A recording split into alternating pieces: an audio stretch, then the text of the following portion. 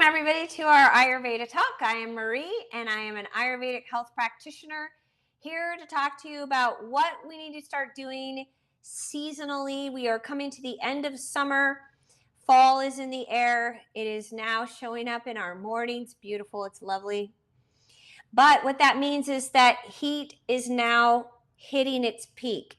In other words, heat's been accumulating all summer long, building and building and building. And as we get to the fall, when we start to feel fall, what happens is that heat builds, that pressure builds. It is really interesting. I was telling my client today about it and why it's important to do a fall cleanse. And I was saying, so heat builds, and then all of a sudden you get this cool air happening, this coolness happening. And she's like, that's what causes a hurricane. And I said, well, basically that disruption inside the body is the same. It's similar.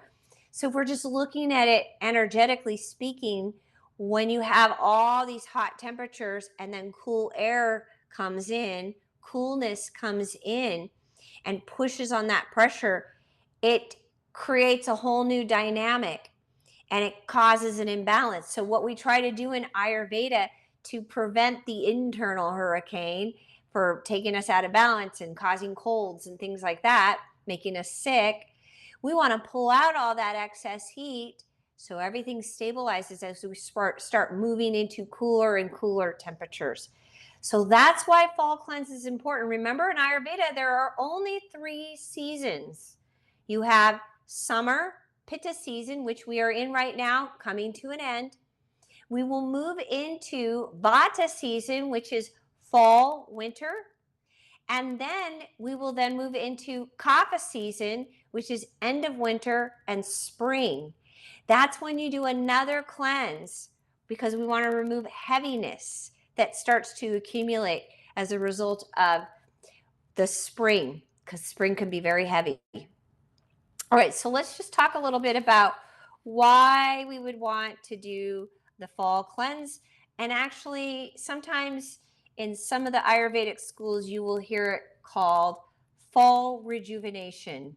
So we are pulling out excess heat to rejuvenate the body so that we move through into fall and winter being very stable and we are not going to get sick. So like I said, there are only 2 times of the year that we do a cleanse in Ayurveda. Now, it doesn't mean that I can't take a person through an individual personal cleanse. Absolutely, I can. But when it comes to the big times of the year seasonally, we are now approaching that fall cleanse time. And this is when we do a cleanse. So, according to Ayurveda, there are 2 and most important times to cleanse in the Northern Hemisphere, which is where we are here in Northern Nevada. And the seasonal cleanses take advantage of the elements in the atmosphere and their impact on the body, and mindfully works with nature to support the body in naturally detoxifying. So we want to help remove any kind of toxins and waste that has accumulated in the system as a result of high temperatures. Heat. We cleanse in the spring, that's Kapha time, but we also cleanse at the end of summer and fall for the reasons having to do with the elemental makeup. So if we're in springtime, we're dealing with stagnation from the fall and the winter. And then what happens is that snow melts and we want to help pull all of that out. In the fall, it's very unique because it's not that it's heaviness that has been accumulating, it's heat.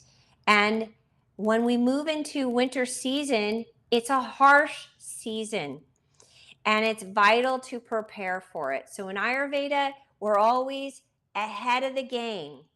We do things ahead of time.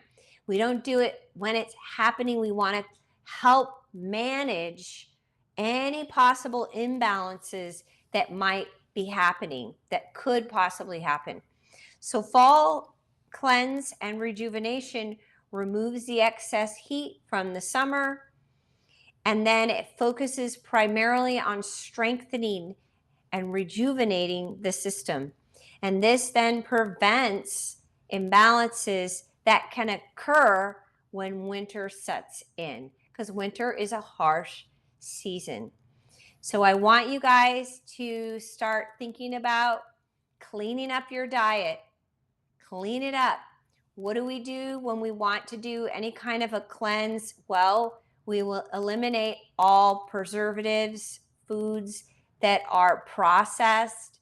We eliminate anything that is going to cause variable types of ups and downs. So no sugar, no carbohydrates. We want complex carbohydrates, but not a lot. But if we are going to have carbohydrates, they're complex, not simple, because simple is going to cause the blood sugars to spike. So we take out toxins. We also want to make sure that we are very routine in how we eat. So you eat your breakfast around the same time, your lunch around the same time, and your dinner around the same time. And your lunchtime meal is the most important meal in Ayurveda, and that is because that is when digestion is strongest. You will hear in the West, people say breakfast is the most important meal. But breakfast is kapha time of day. It's a more stagnant time. So that means digestion is sluggish. It is more sluggish. So what you eat in the morning, yes, it's important, of course, but it actually needs to be a little bit lighter. And if you're a woman, you want to have more protein. But the meal in the middle of the day is when digestion is strong. So you can have a bigger meal, you can have a heavier meal, and your body can handle it. In the evening is when you want to have your lightest meal of the day. In fact, if you're having your big meal of the day at the end of the day, you've got to stop doing that. You are bogging down your system. And we want to really detoxify. You cannot do that if you're eating this big, huge, heavy meal. So instead of your body focusing on regenerating and rejuvenating at night, it now has to deal with this meal that you just ate. So we need to stop doing that, help our body become more efficient by eating lighter at night. And then also with the food categories, you want to eat according to your dosha. If you're not sure, reach out to me. Very simple foods. And most of the time with the cleanses, we eliminate meat because meat is harder to digest. We're wanting to simplify everything. So no heavy meats. If you are going to have some meat, I would recommend that you just do salmon or fish, light meats. But if you could do no meat, it's fine. You'd survive. You'll be fine. I just went and did that meditation course. We had no meat, none, zero. And it was fine. I felt fine. And then you also want to eliminate, to get all, like I said, sugar, gluten. I don't eat bread, but if you are eating a lot of bread, get it out of your diet right now for the fall cleanse rejuvenation. And you also want to eliminate any other kinds of toxins. So if you are drinking alcohol, you need to stop that. If you are drinking coffee, sorry, but you need to stop that too, or at least cut way back. First thing in the morning, you should be having a big glass of warm to hot water. If you can add lemon to it, it's great. Clean out the system. The body dehydrates at night when you sleep. I like to think of it in terms of a hose that's been sitting out all night and all day. You wouldn't drink out of the hose. We used to drink out of the hose when we were kids. You wouldn't just turn it on and drink out of it. Your body's been sitting. It's kind of like all that water that's been sitting in the hose. You want to flush out the system before you do anything. So flush it out, alkaline the body by adding a little lemon. Do that first thing in the morning and then go from there. Okay, and typically we also eliminate dairy in these cleanses because dairy is heavy, and so we do eliminate dairy as well. If you have other questions, I will go into detail about what we're going to do. We're going to start moving towards fall cleanse here in the next couple weeks, and I will be doing an online course. So for those of you who want to do the online cleanse rejuvenation, you need to reach out to me so I can get you signed up. I'll send an email out on that. So pay attention to when that comes through. Okay, well, let's get started with our nice practice tonight. We are doing a Vata Pitta reducing practice. And that is because we're still dealing with hot temperatures, but we've got coolness happening in the morning. So we need to pay attention to, there are some variable temperatures happening, which is impacting us.